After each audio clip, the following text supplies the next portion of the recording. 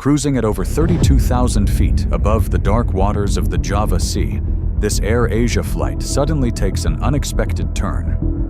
The aircraft begins to roll, alarms start sounding, and within seconds, the pilots realize they are slowly losing control of the plane.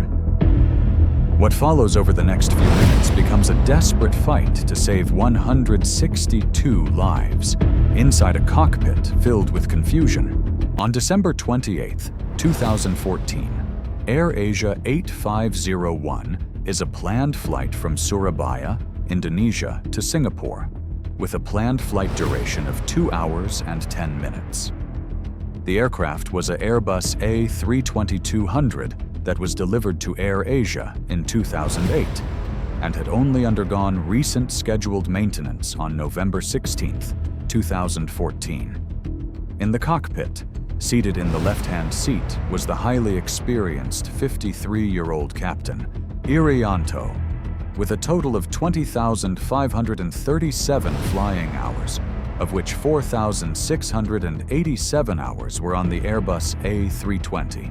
Seated in the right-hand seat was 46-year-old French national Remy, with 2,247 flight hours, of which 1,367 were on the Airbus A320. At 5:35 a.m. Western Indonesian time, AirAsia 8501 started its take of roll and took off from Surabaya Airport and eventually reached its cruising altitude of 32,000 feet. For the first 25 minutes, the flight was routine. Then, at 6 a.m., a warning suddenly appeared on the aircraft's ECAM display, accompanied by a master caution light. The warning was related to the Rudder Travel Limiting Unit, a system designed to control how much the rudder can move at different airspeeds. The captain followed the ECAM actions, switching both flight augmentation computers off and then back on. Moments later, the pilots noticed storm clouds building ahead.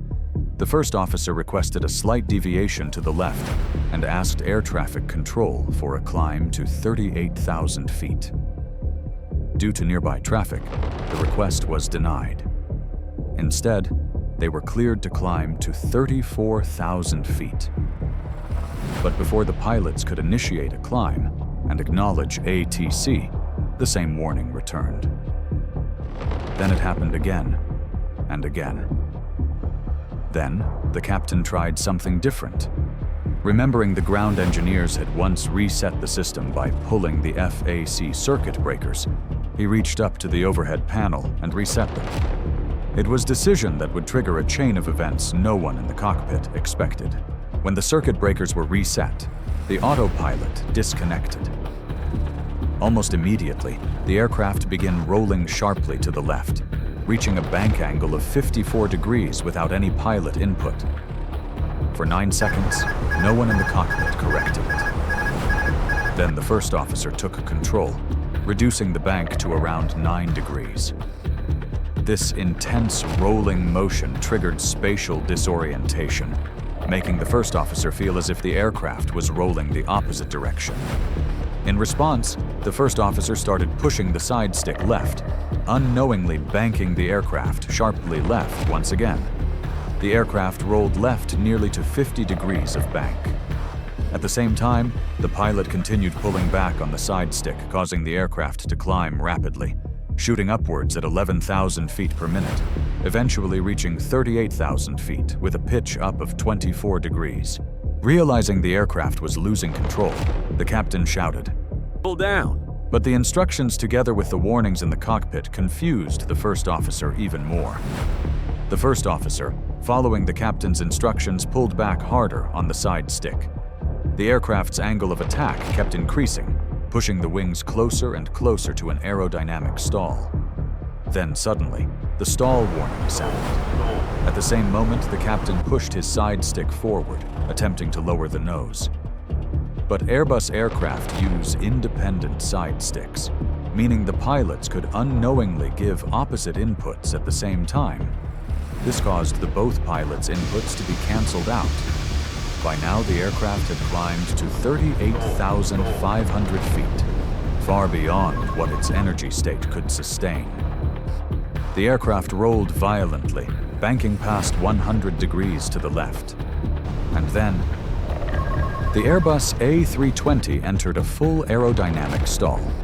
With the wings no longer producing enough lift, the aircraft began falling from the sky. The descent rate quickly exceeded 20,000 feet per minute. 3 minutes later, AirAsia 8501 plunged into the Java Sea. Investigators uncovered a troubling pattern. The rudder travel limiting unit fault, later traced to a tiny cracked soldered connection, had appeared 23 times in the year before the disaster. Each occurrence had been resolved with a simple reset, allowing the aircraft to return to service. Investigators also identified gaps in training. Flight crews had not been sufficiently prepared to recognize and respond to extreme high-pitch, high-altitude upset scenarios, rare situations where startle, confusion, and rapidly changing flight conditions can overwhelm even experienced pilots. While no single factor alone caused the tragedy, the combination of an unresolved technical issue and limited exposure to such emergency scenarios ultimately left the crew with very little time and few effective options to recover control of the aircraft.